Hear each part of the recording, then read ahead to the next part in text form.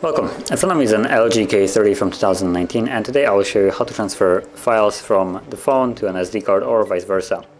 So to get started, you want to open up your file manager app, so it's going to be right here.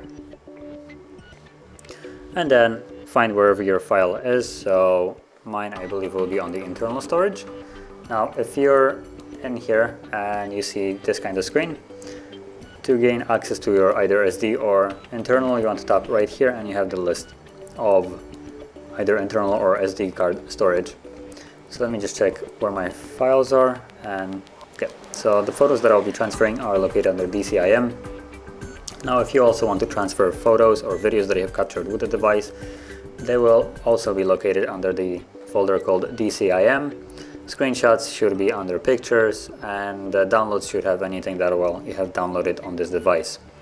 So once you find whatever that is that you're looking for, you want to go in there, and from there you want to select it. So you have option to either copy or move, so you want to choose whichever one you wish.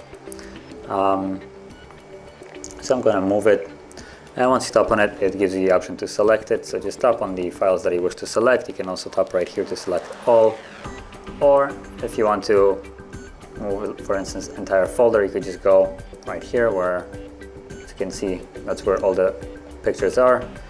You can move the entire thing like so by selecting just this one folder, tap on move, and then it gives you the two options. So you can move it somewhere in the internal storage where it is, so just change the location where it is on your phone, or you can move it to the SD card.